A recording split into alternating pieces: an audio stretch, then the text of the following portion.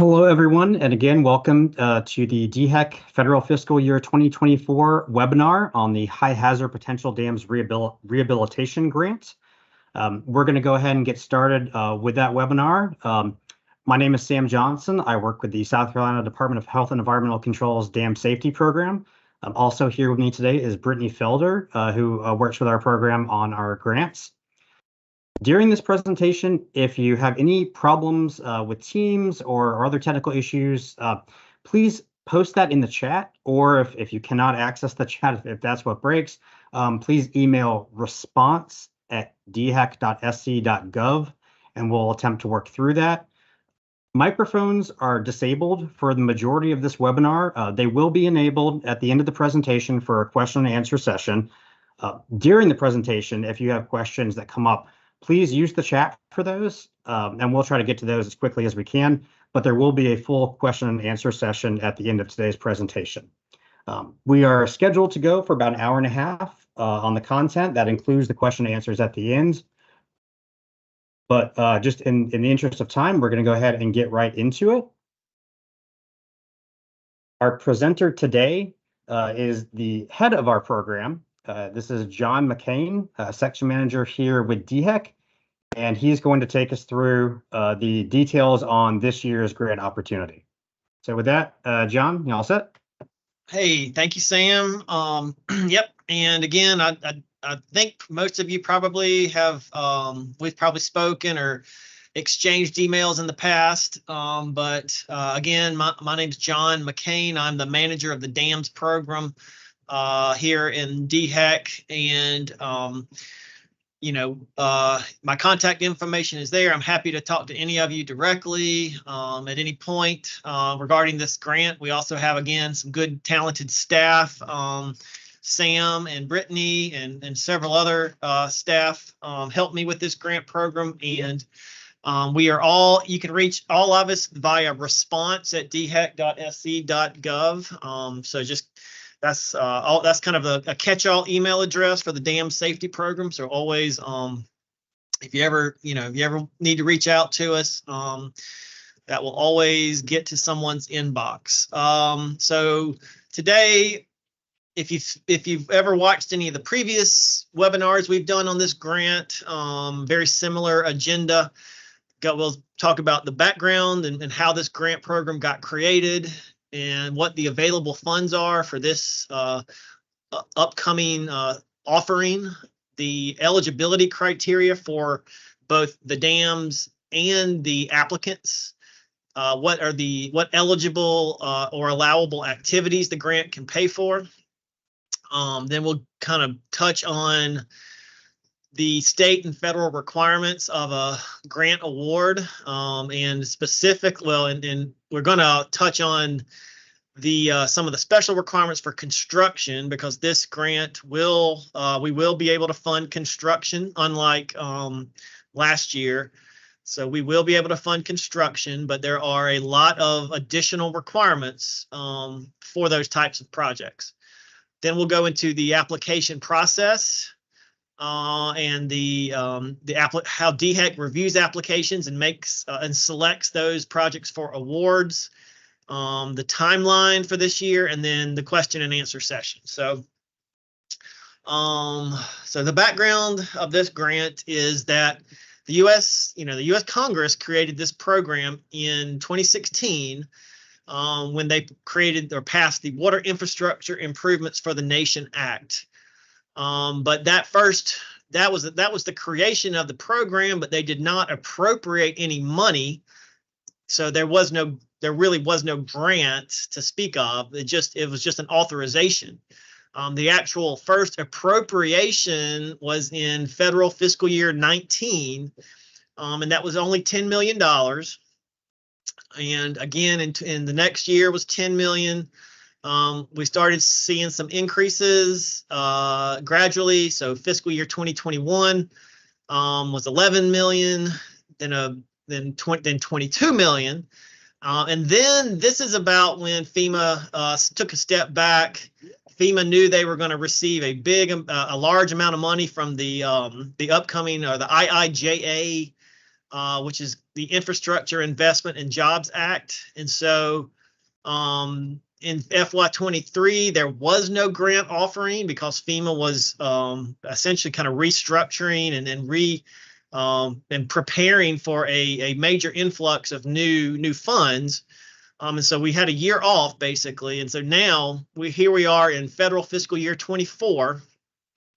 And we're looking at $185,120,000 for the whole nation for this grant program. So, you know, that's and that will continue in FY25 and FY26. So we're looking at a big kind of slug of funds that's coming down from the federal government. After FY26, we don't know what's going to happen.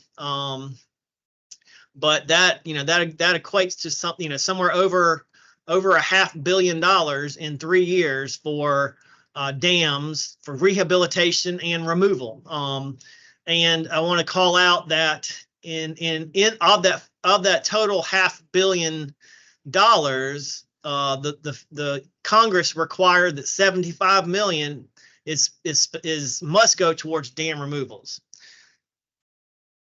So how much will South Carolina have available? We won't know until we get our grant from FEMA, but we are expecting that any day now. We were told the grants would be awarded on April 8th, and no one, to my knowledge, none of the other states have received their grants, so we're just kind of waiting on FEMA. Again, that amount for the fiscal year is $185 million. And I'm just doing some kind of just to get a ballpark of what we may see in South Carolina. If I use the percentage of the $22 million that was available in fiscal year 22, which was a little over 5%, that would mean we're going to potentially see $10 million in South Carolina. I'm hoping we're around that same or maybe more, that same level, but we'll hopefully get that award here any day, and we can update this information. We'll provide updated information on our website. Now, any dam owner who wants to pursue an HHPD grant needs to understand that the grant is not a 100%. It doesn't cover 100% of the costs. The grant maxes out at 65% of your total project. So that means there is a match that must come from the applicant, and it must be a non-federal source for that match of a minimum of 35% of the project costs. There's nothing that say that 35% has to be entirely in cash or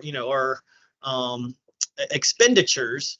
That 35% match can come in the form of donations, donated services, donated materials, labor, equipment, or it could come in the form of your own workforce.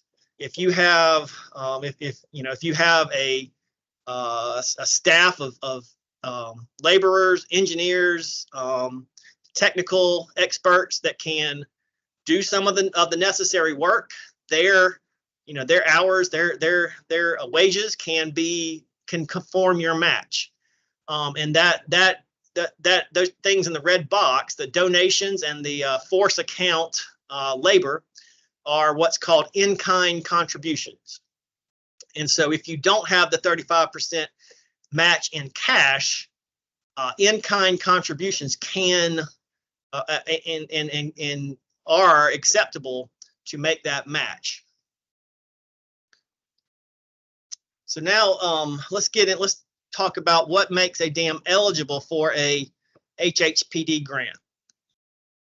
So first off, to be eligible for a federal grant that is designed to rehabilitate dams, the dam itself must meet the federal definition of a dam. And this is found in the U.S. Code of Laws, and you can look that up if you want, but the language is right here. So the federal definition of a dam The dam must be 25 feet or more in height, and it must have an impounding capacity at maximum storage elevation of 50 acre-feet or more. So it's pretty much the same as our definition of a dam here in South Carolina, except we do have the provision in South Carolina that a high hazard dam can be less than 25 feet in height and less than 50 acre-feet in impounding capacity. But as long as it could cause loss of life if it were to fail, then it can be a regulated high hazard dam. Now, such a dam, which may be regulated in South Carolina as a high hazard dam, would not meet this federal definition of dam. And so there are high hazard dams here that we regulate that do not qualify for this grant. So I want to make sure anyone on the call or on the meeting here understands that is a federal requirement. That's not something DHEC dictates, but there are high hazard dams in South Carolina that do not fall under this the federal definition of dam. Some of the other eligibility requirements, the dam itself cannot be a federal dam, so it cannot be owned by the federal government. The dam must be located in a state with a dam safety program. Happy to report that South Carolina does have a dam safety program, so everyone on the call can be confident they meet that requirement. The dam must be classified as high hazard potential by the state dam safety agency. The dam must have an emergency action plan that is approved by the state dam safety agency. That does not specify that it must be the most current EAP possible, but it does have to have the dam. You must have an EAP that has been approved by DHEC.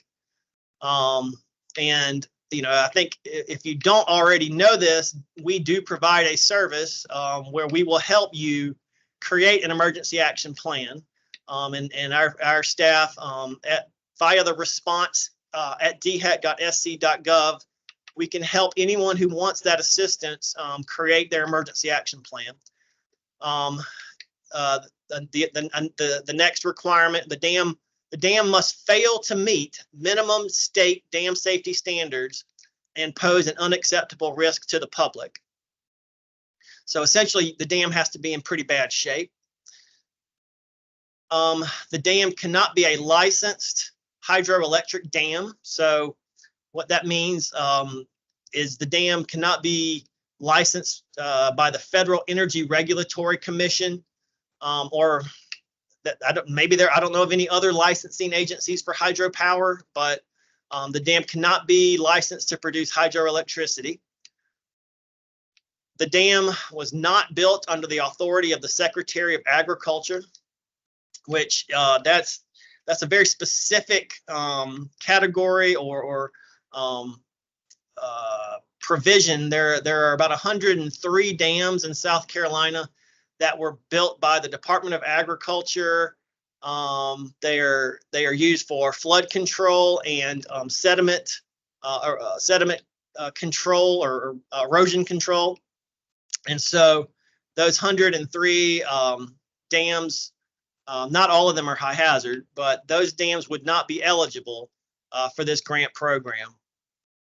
And then the last one is that the dam's primary deficiencies are not solely the result of insufficient or inadequate maintenance. And so what that means is this grant program is not designed or intended to fix, to be a solution where dams have been just essentially neglected, and the owners have not, even performed basic maintenance. So, for example, if your a dam covered in trees, if that's essentially the only deficiency, or that's not something the grant program can address, and that's not an eligible dam. Now, if you have issues with maybe your spillway has reached the end of its life, maybe, the dam was originally a low hazard dam and it's now high hazard, and the spillway is not large enough, doesn't pass enough water.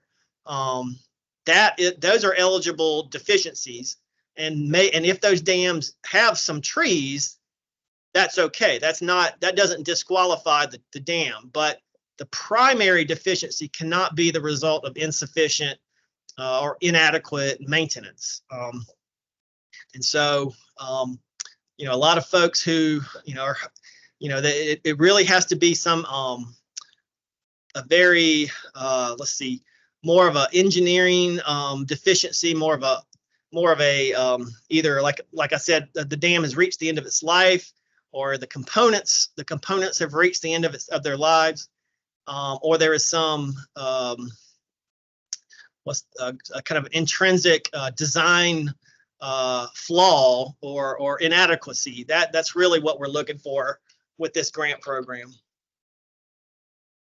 And then the last eligibility requirement is the dam must be either rated either poor or unsatisfactory by DHEC at its most recent inspection, or if it was rated fair and has a population at risk of greater than 1,000. So poor or unsatisfactory, that's essentially the DHEC inspector makes that decision after a formal inspection, which for high hazard dams is every 2 years. And if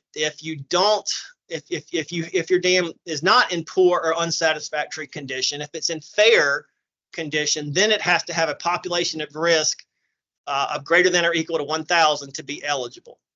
There is another category called satisfactory, which is the highest rating we can give. No dam rated satisfactory would be eligible for this grant program. And then the population at risk, that is something DHEC we can determine, or we do determine using a dam breach model called DSS-WISE. It's essentially estimating how many people are in the dam's inundation area. And so we do have those numbers for all of our dams. There are I will say very few dams in South Carolina that DHEC regulates even come close to that number.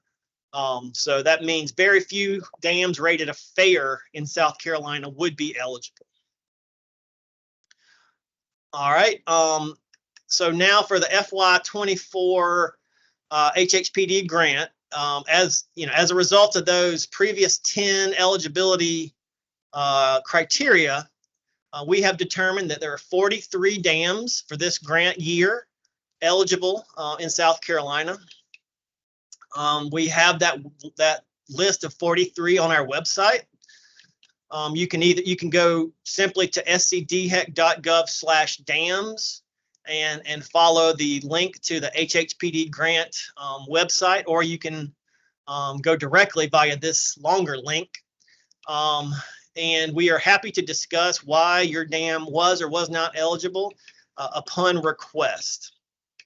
And then one more caveat is that the list of 43 is dependent on FEMA approval. So that list is not final until we know FEMA has approved it. And essentially that approval comes in the form of our grant award. So again, any day now, we should hear from FEMA if we're approved and whether those 43 dams are all considered eligible. All right, so we talked about what makes a dam eligible. So just because a dam is eligible doesn't mean the owner of that dam can apply for the grant. There is a different set of eligibility requirements as far as who can apply for the grant.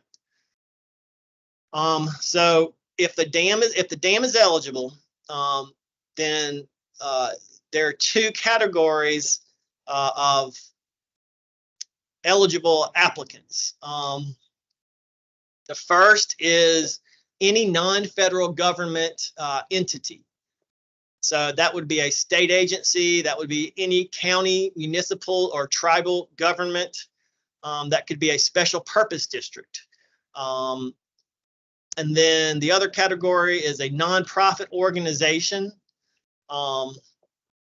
And nonprofits are essentially defined by FEMA, or I guess more so by the IRS. It has to be a 501c3 or a 501c4 tax exempt organization. And so there is a fact sheet regarding the 501c3 and c4 designations that we can provide. We will post on our website as well. But that's something to potentially, look into for homeowners associations. It could be possible for a homeowners association to qualify as a 501c3 maybe. I believe 501c3s are considered charitable organizations. And I really, 501c4 was a recent kind of addition that FEMA has determined is also qualifies. But those are things you'd have to look into to see if your organization could obtain such a status.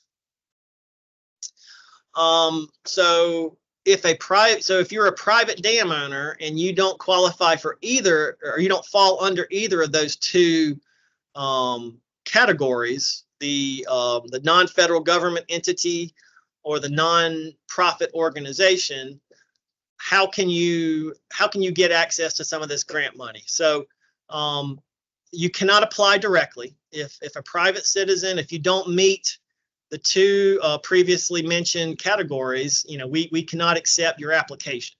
So how can you get your eligible dam? How can you access these funds? You need to find a project sponsor that does meet one of those eligibility criteria, and that the sponsor is willing to apply on your behalf. And so the project sponsor would be, for all intents and purposes, the applicant would be assuming responsibility for the project. The sponsor would be responsible for compliance with all the grant requirements, all the federal laws, regulations, responsible for the management of the funds, accounting for the funds, reporting on the funds, and so forth. And so this is a slide. Again, we're talking about where a dam owner needs a sponsor. This is a slide to kind of illustrate how that relationship would work. So if you have an eligible dam and you have a sponsor that's applied and received a grant, and then you begin, you start your project, you would start. So your contractors and your engineers would need to do work. So the grant cannot pay for. It can only pay for incurred expenses. So you'd have to have work performed and document that work with invoices and potentially other supporting documentation. That would go to the dam owner, who would then obviously pay those invoices. Then the dam owner would in turn go to the sponsor, the project sponsor, with all of the documentation, such as paid invoices, cleared checks. If the dam owner did have any in-kind contributions, either like donated materials, goods, services, or force account labor, that you would need documentation of that. A project status report, any deliverables that are required under the grant, and provide those all to the sponsor. And the sponsor would then reimburse the dam owner. All right, so now the sponsor is carrying some of the expense of the project. So the sponsor then turns around and provides what's called a request for reimbursement to DHEC, along with any quarterly progress reports and any deliverables that are required by the grant. And then DHEC, we would review that request for reimbursement. And if everything checks out, we would then reimburse the sponsor for their the incurred expenses. And then lastly, even DHEC, we have to go to FEMA to make sure we get our money to basically fund this project. And that's essentially how this relationship would work. The eligible and allowable activities under the grant, essentially rehabilitation is a pretty broad term. So rehabilitation of a dam includes repair, replacement, reconstruction, or removal of a dam. So those are, if we're talking a construction project, repair, replacement, reconstruction, or removal would all be on the table. Any pre-award expenses are not eligible and are not reimbursable. What that means is any money or any cost you incur prior to receiving your award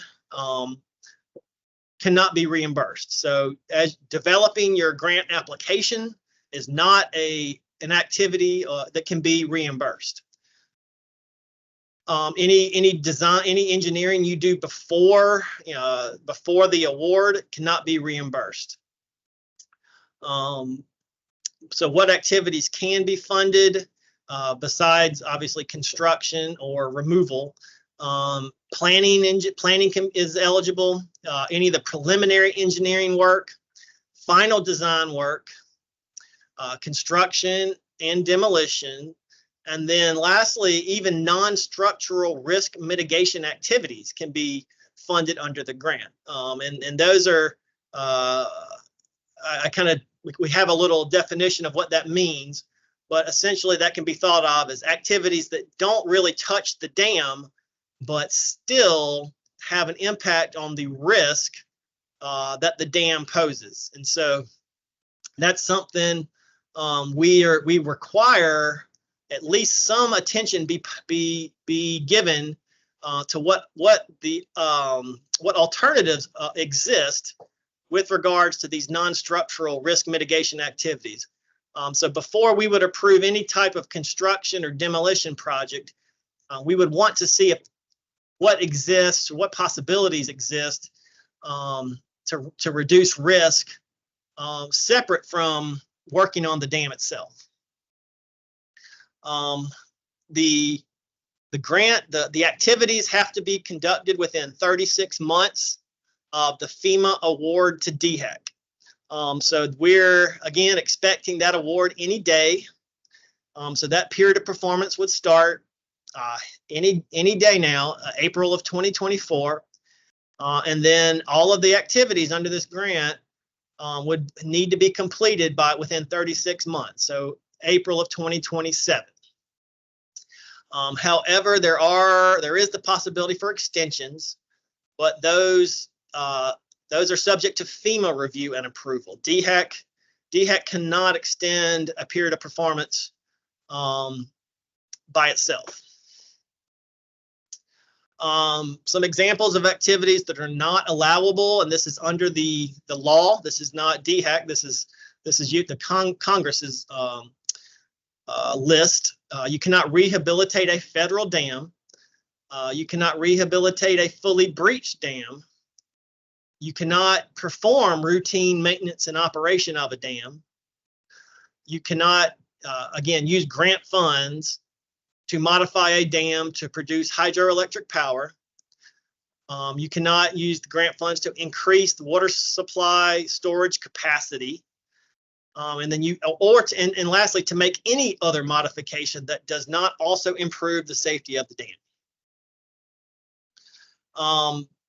So now getting into some of the state and federal requirements, the list of laws, regulations, executive orders, programmatic requirements is long, and we can't really, we can only skim the surface in this presentation. But again, if a dam owner has to use a project sponsor, to get access to these funds, the project sponsor is responsible to DHEC and FEMA for compliance with all of these state and federal requirements.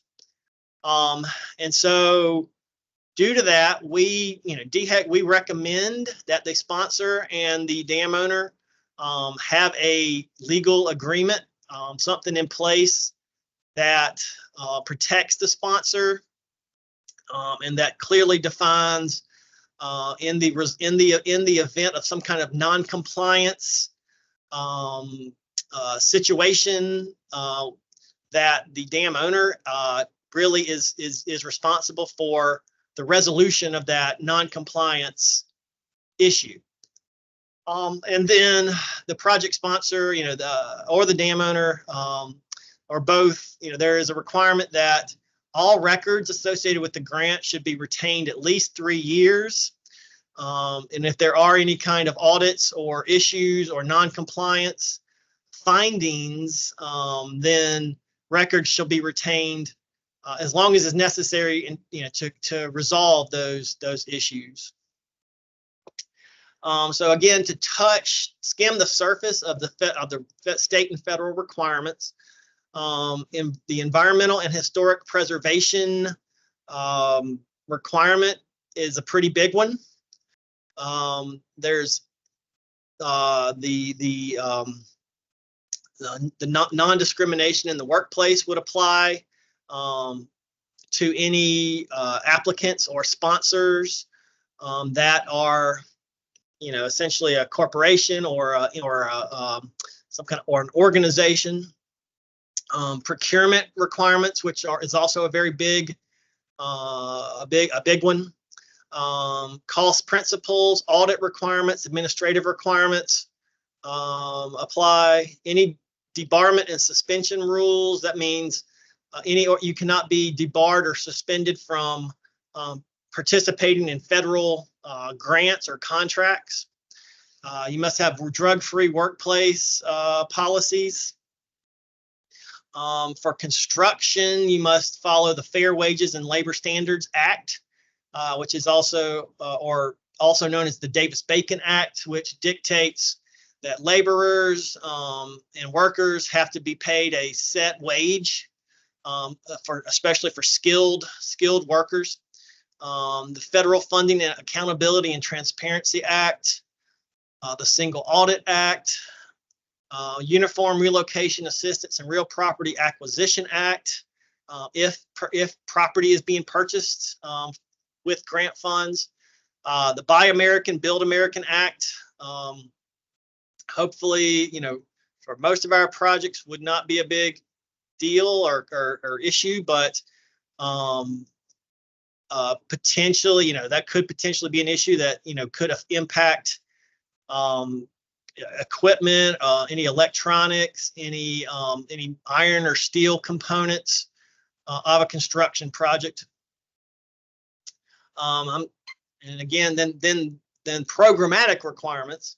FEMA has stated, FEMA requires that maintenance and operations, or at least there must be a maintenance and operations agreement in place for the life of the rehabilitated dam. So that's a commitment the dam owner or the sponsor has to make, and that only applies to construction. There's a requirement for a local hazard mitigation plan that addresses all dam risk. Only 3 counties have such a plan in place, and that means the remaining 43 counties would have to request a 12-month extension to create such a plan. And then a floodplain management plan is another requirement. And this is a plan that has to address flooding risks in the downstream area protected by the dam. And that has to be developed within 2 years of award. And then for construction projects, it has to be implemented within 2 years of completion of construction. All right. Take a little drink here. I've been talking for a long time. Does anyone have any issues with the with hearing or with any complaints so far? I haven't seen much activity in the chat, so I assume everything's going well.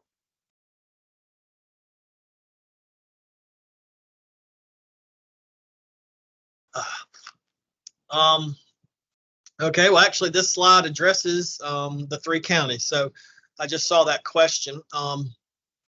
So the local hazard mitigation plan requirement is, again, it's dictated by FEMA, and and actually satisfying this requirement, it really is more falls on the county where the dam is located, more so than on the dam owner or the sponsor. But to comply with this requirement, you must either have the mitigation plan must be in place and approved by FEMA at the time of application. And you can see at the bottom, only 3 counties currently have plans in place and approved by FEMA. We have Pickens County that has created the plan. So we have a 4th, but it has not been approved. But I don't foresee any major issues. So but we're waiting to see. We're waiting to see if Pickens gets their plan approved. The alternative is if the county does not have a plan, then you must, in conjunction with the county, request a 12-month extension to develop a plan and receive FEMA approval. And a big, disclaimer, a warning is that if this 12-month extension, if this 12-month period passes and there is no plan and the plan has not been approved by FEMA, that could mean that any funds that have been utilized or expended have to be paid back. So that plan, getting that plan is a pretty big potential stumbling block.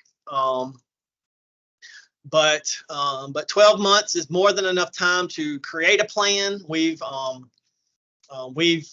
have 3 plans already in place that can serve as templates.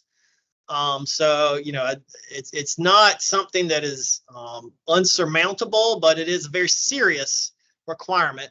And again, and especially because no extensions will be granted on this requirement. The floodplain management plan, which I mentioned earlier, is also another requirement that FEMA requires. And this is essentially the floodplain management plan has to be specific to the dam and the area, the areas both upstream and downstream of the dam, where the dam in FEMA's terms, where the dam protects the area. So, dams do provide some amount of flood control. Some provide more than others. But the floodplain management plan is, has to be, again, has 3 main components. The first are the potential measures, practices, and policies to reduce the adverse impacts of flooding in the area protected by the project. It should have plans for flood fighting and evacuation. And then there should also be a component for public education and risk communication, targeting those communities that are in the inundation area. So, there's a lot of work going on right now at the federal level to create some templates and some guidance for how to create a good floodplain management plan. But again, you would have 2 years to develop such a plan, and then 2 years following construction to implement it. If you're not doing a construction project, it does not have to be implemented, but it still may need to be created. And let's see. And so again, here are the this is in FEMA's notice of funding opportunity. So this table shows what projects require a floodplain management plan. And so you can see some types of planning projects would not be required to develop a floodplain management plan.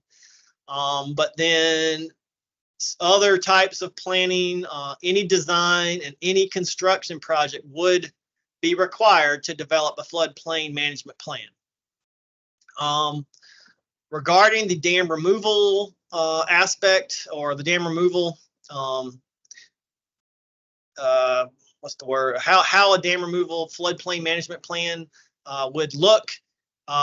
We do know FEMA is on board with it being a very pared down, very simplified version of a floodplain management plan. So we still don't have a good example, but it at least would be a very we know it would not need to be as comprehensive as a plan for, where a dam will remain in place indefinitely. Procurement is a big requirement. So anytime you're for the acquisition or the you're soliciting for contractors, for engineers, surveyors, for material purchases, equipment purchases, etc. All of that triggers procurement rules and requirements.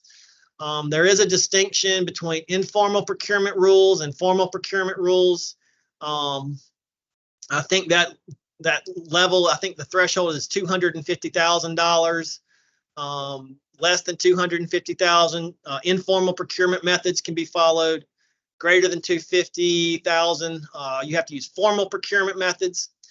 There's another threshold at $1 million for architects, engineers, construction management, where a grant greater than or equal to $1 million has to use a qualifications-based method of procurement. And that essentially means you can't select your architect, engineer, etc. purely on the basis of price. Qualifications have to be taken into account first, and price can be a factor, but it can't be the primary factor under a qualifications-based procurement. Some of those formal procurement methods, such as requests for proposals, RFPs, requests for qualifications, RFQs, invitation for bids, IFBs. All of these must mention that federal funds are being used and federal requirements apply, especially when those federal requirements could affect the bid price or the quotation price. Those RFPs, RFQs, IFBs must be clear that anyone that enters into a contract will have to abide by, for instance, Davis-Bacon Act or Buy American, Build American Act. There are some of the state requirements. I guess this is more the reimbursement only. So no funds are advanced under this grant program. It's reimbursement only, and that's essentially a DHEC policy. And then the state procurement code also would apply for, say, a county or local government is the dam owner or sponsor. I don't think nonprofits would have to follow state procurement. They would have to follow their own procurement policies. And everyone has to abide by the federal requirements of 2 CFR 200 for procurements. As I mentioned earlier, construction will be allowed this year, but there are a lot of, I guess, special requirements that everyone needs to be aware of. This year, we can say, you do not have to have a construction ready project. So what that means is you do have to have a complete design, but it does not have to be at the state where all the permits have been obtained, all approvals are in place, and it is ready to go out for bids. So you can't have a for construction, you have to have a pretty clear and well-defined project, pretty much fully designed. But you don't have to have, for example, maybe an Army Corps of Engineers permit does not have to be already in hand at the time you apply for the grant. As mentioned earlier, the floodplain management plan has to be implemented within 2 years of completion of construction. There is a requirement that there must be an operations and maintenance plan created for the project, for a construction project. And then the operations and maintenance commitment for the life of the improvement is also a requirement. The environmental and historic preservation requirement is potentially a very big stumbling block. So I want to point out, how it can be handled, or the best way to satisfy this requirement. So any ground disturbing activity, any project that could impact the 100-year flood elevations, any project that could result in the loss of farmland, any project that could have impacts to threatened or endangered species, or impacts to properties that are on the National Register of Historic Places, all must receive an EHP review.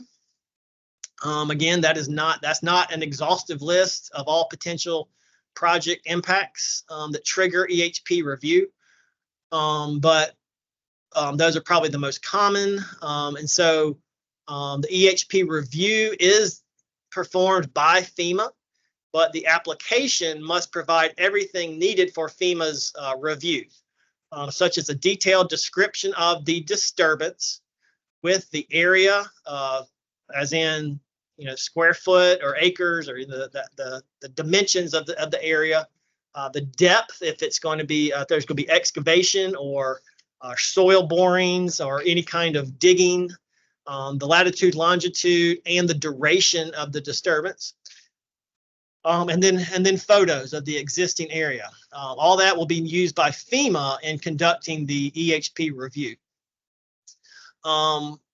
Here's an example where even this was, where even something as basic as soil borings into a dam still triggered an EHP review.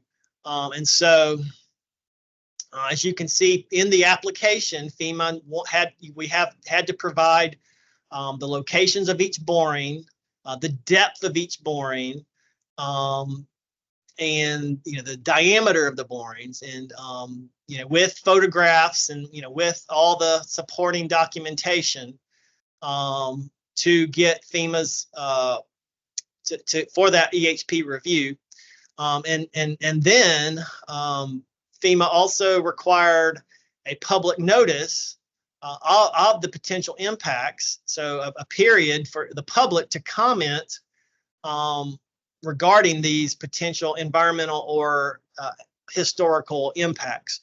The public notice can be in a newspaper, on a website, or with physical signage at the location. Those are all okay, and it must run for at least 30 days to allow for the public to comment. Again, here is an example of a physical sign that was posted at the dam or near the dam for the potential for impacts to the 100-year flood plain and for the geotechnical borings. So the sign was posted for 30 days, and any comments had to be provided along with documentation that of the 30-day posting had to all be provided to FEMA. And so let's see. So now, kind of, again, skimming the surface of all those state and federal requirements. Now we're going to move on to how to apply. So what constitutes an application for this grant? Well, there's a DHEC form to start with. It has to be fully completed. It's D4132, and it'll be on our website. There needs to be an eligibility narrative, why the dam and the applicant all meet the eligibility criteria. There has to be a project narrative to, what's this project going to do? What's, why it's been, what were the alternatives considered? What is the status of the project? Is it, is planning complete? Is design complete? What is the status? Is it bid ready? Is it, or what is the status of permits? All that kind of thing. If it's not a construction project, what is the plan to advance the project to final design and construction? What are the project milestones? That's important because that's how progress is tracked and reported both to DHEC and to FEMA. So identifying those major milestones has to be a part of that application. Has to have a detailed budget. Has to describe the procurement policies that will be followed. As we mentioned earlier, there's a match requirement. So where will that match come from? Is it going to be cash? Is it going to be in-kind contributions? Is it going to be a combination? A match commitment letter, so a signed commitment to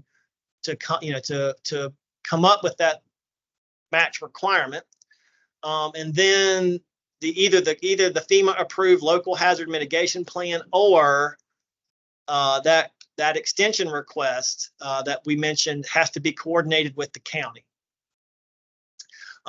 Everything that FEMA needs for their environmental and historic preservation review, including with the checklist. Then more signed statements of assurance or certifications regarding a lot of those, such as the drug-free workplace, such as debarment and suspension.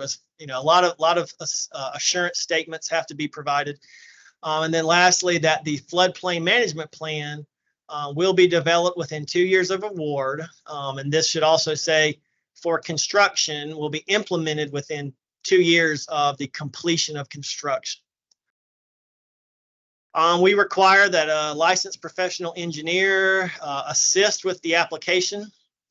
And lastly, the checklist for this year's application and all the forms and associated materials will be available on the dam safety website as soon as possible after we receive our FEMA grant.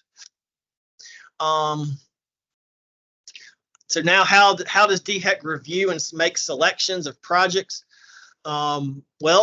It really comes down to how many applications we receive and how much funding we have available.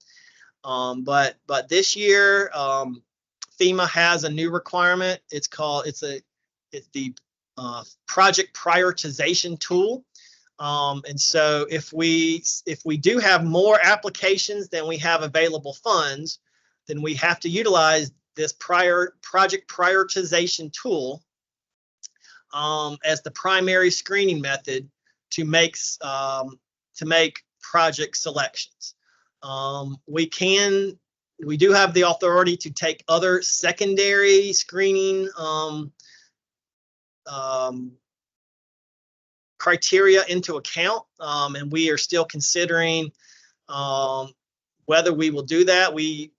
I will say it's more than likely going to be a panel of experts that we will convene to essentially help us to rank and vote to make project selections based on project or personal expertise and professional expertise.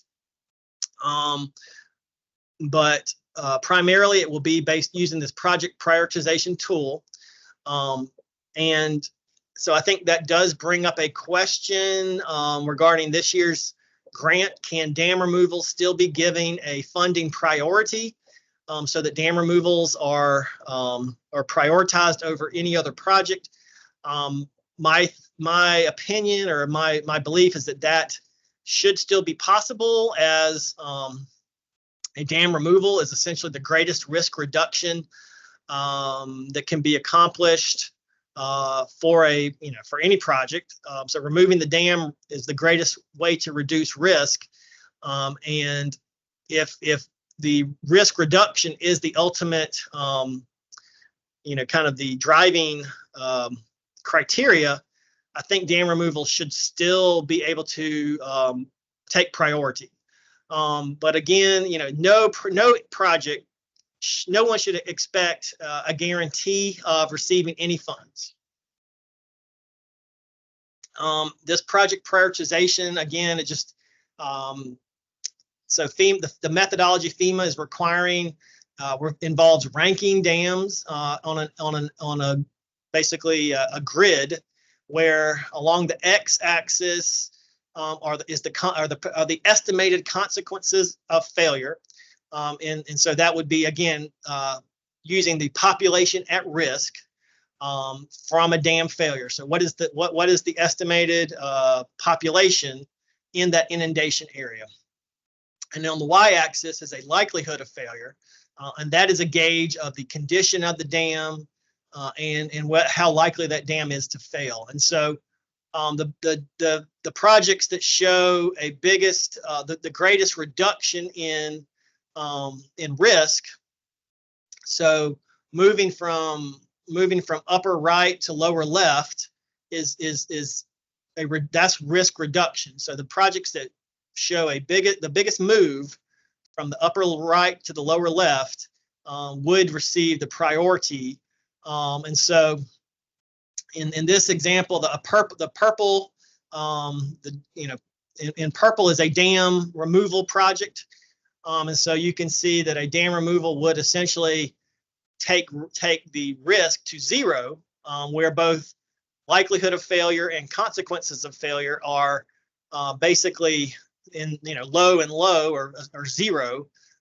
So a dam removal should still be able to take priority compared to any other rehabilitation project. And again, like I mentioned, this project prioritization will only be implemented if we receive more requests for funding or more applications than the available funds can satisfy. And then we must follow FEMA's rules for project prioritization. And FEMA has developed the tools we are supposed to use for that x-axis and that y-axis, the values we use to essentially kind of plot where the dams fall. And so this is, I believe, the last slide. So we are doing good on time. Here's our timeline. And again, we can say we did successfully apply for the grant back on February 27th. And again, any day now, we are expecting a FEMA grant award. So hopefully that will be this week. So no later than April 12th would be nice. And then hopefully within, not long after that, we will post on the website our notice of funding opportunity with all the application forms and everything you'll need to apply, and then begin accepting applications. We're probably going to accept applications for about 2 months. And so until June 14th would be approximately the deadline. Again, everything is contingent on that FEMA grant award.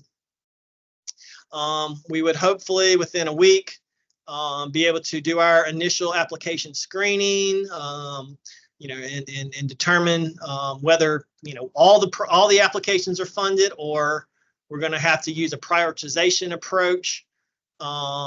June, late June, we would rank the applications using the prioritization tool, potentially, incorporating our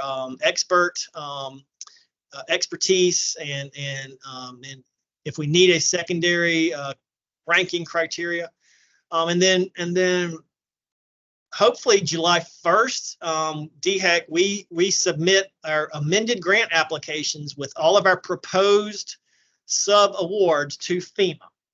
And then then it's really out of our hands until we hear back from FEMA that they have either approved our proposals or denied our proposals, or they need additional information.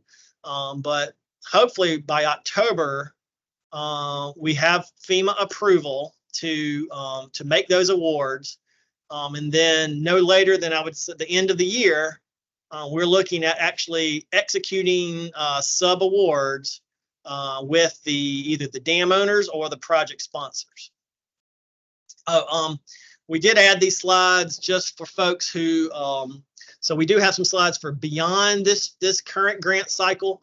You know, if you're not eligible for this grant cycle, if your dam, either your dam or, you know, or you, the entity that owns the dam, are not eligible, you know, again, funding is secured for the next 2 grant cycles at $185 million a year.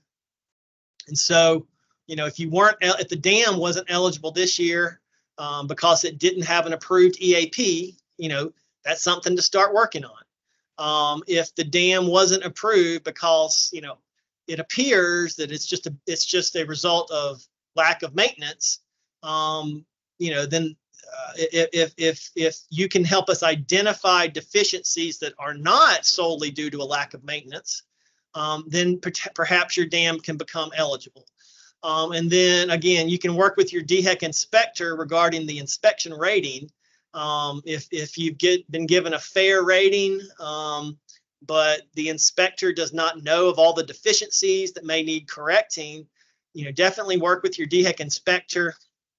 You know, maybe set up a new inspection before, you know, before next year, and make sure your inspector knows of any new deficiencies or anything that the inspector may not be aware of.